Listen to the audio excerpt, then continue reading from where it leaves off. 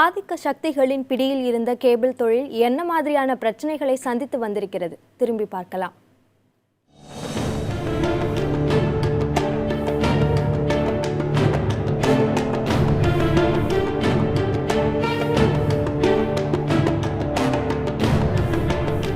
இரண்டாயிரமாவது ஆண்டு தமிழக கேபிள் களத்தில் கால் பதித்தது தயாநிதி மாறனின் SCV எனப்படும் சுமங்கலி கேபிள் விஷன் நிறுவனம். அண்ணனின் சன் டிவி பலம், அரசியல் செல்வாக்கு போன்றவற்றால் தொழில் போட்டியாளர்களை அச்சுறுத்தி தனது சர்வாதிகார ஆளுமையை நிலைநிறுத்தினார் தயாநிதி. SCVக்கு போட்டியாக இருந்த ஹாத்வே, சிட்டி வயர்கள் அறுத்து எரியப்பட்டன. பலரது தொழில்நுட்ப உபகரணங்கள் வலுக்கட்டாயமாக பறிமுதல் செய்யப்பட்டன. ஒத்துவராத சிறிய கேபிள் ஆபரேட்டர்கள் மீது பொய் வழக்குகள் பாய்ந்தன. இதனால் வாழ்வாதாரத்தை இழந்து நடுத்தெருவில் நின்ற தொழிலாளர்கள் பலர்.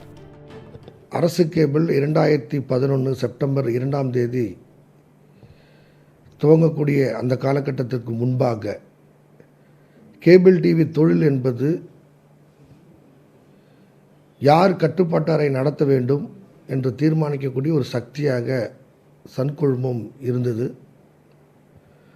தமிழகம் முழுவதும் இருக்கக்கூடிய பல்லாயிரக்கணக்கான கேபிள் டிவி ஆபரேட்டர்கள் சன் குழுமத்தால் நிர்ணயிக்கப்படக்கூடிய விநியோகஸ்தர்கள் மூலியமாகவே கேபிள் தொழில் நடத்த முடியும் என்ற ஒரு நிலை இருந்தது. விஷுவல் மீடியாவில் வேர் பரப்பி கிளை விரித்து நிற்கும் ஒருவர் அத்துறையின் அமைச்சரானால் என்னவாகும்?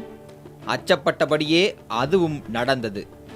2004ஆம் ஆண்டு வாக்கில் அப்போதைய நடுநிலையாக செய்தி வழங்கி வந்த ராஜ், விஜய் டிவிக்கான செய்தி சேவை அதிரடியாக நிறுத்தப்பட்டன.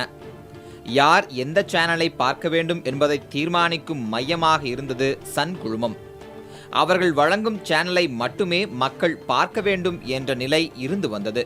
சுமங்கலி கேபிள் விஷன் போட்டு SCV இருந்துருந்துங்க. அப்போ வந்து எப்படி 150 ரூபா 200 ரூபா 250 ரூபா நோக்கத்துக்கு வாங்கிட்டு இருந்தாங்க. இப்போ வந்து அரசு கேபிள்னு வந்ததுனால, அம்மாவை வந்து அரசு கேபிள்னு மட்டும் அறிவிச்சு இது பண்ணதுனால நம்ம கவர்மெண்ட் வந்து நல்லா இருக்குது. 70 ரூபா வாங்குகிறோம். 70 ரூபா வாங்கினா 20 ரூபா கவர்மெண்ட் கட்டுறோம். ஆனால் கட்டுறப்ப வந்து எங்களுக்கு வந்து பிரச்சனை கிடையாது. பொதுமக்களுக்கும் பிரச்சனை இல்லை, கேபிள் ஆப்ரேட்டருக்கும் பிரச்சனை இல்லை. அரசு கேபிள் வருவதுக்கு முன்னாடி ஒரு நிர்ணயமில்லாத கட்டணமாக 100 ரூபா 150 ரூபா 200 ரூபா கிராமங்களில் மக்கள்கிட்ட வாங்குறது, ஒரு எந்த ஊருக்கு ஒரு கட்டணம் வசூல் பண்ணிக்கிட்டு இருந்தாங்க. அது முழு கட்டுப்பாடும் வந்து பார்த்திங்கன்னா இந்த சன் நெட்வொர்க்கு தான் ரொம்ப எல்லா ஊர்லேயும் அவங்க. அதனால் அது யாரும் கேட்க ஆளுங்களோ அவங்க நிறையா வாங்கிட்டு இருந்தாங்க. அப்புறம் அரசு கேபிள் வந்தாவிட்டு இப்போ இந்த கேபிள் கட்டணம் வந்து இப்போ குறைஞ்சிருக்கு. போட்டியாக யார் வந்தாலும் அவற்றை சேனல்களின் வரிசைகளில் பின் நிறுத்தி துல்லியத்தின் தரம் குறைத்து மக்களின் வரவேற்பை கிடைக்காமல் செய்ததில் மாறன் சகோதரர்களின் பங்கு மகத்தானது. 2011இல் ஆட்சி கட்டிலில் அமர்ந்த முதலமைச்சர் ஜெயலலிதா இந்த நிலையை மாற்ற முடங்கி கிடந்த அரசு கேபிள் டிவி நிறுவனத்திற்கு புத்துயிர் அளித்தார்.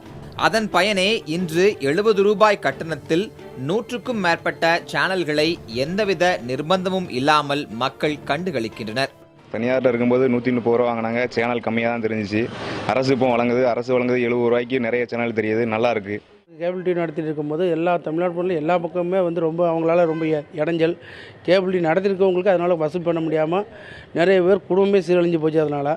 ஆனால் சன் நோட்டுக்குனால ஏழப்பட்ட மக்கள் யாரும் கேபிள் டிவி பார்த்த மாதிரி இல்லாத அவங்களுக்கு ஒரு ஆளுக்கு தான் பிரயோஜனம்.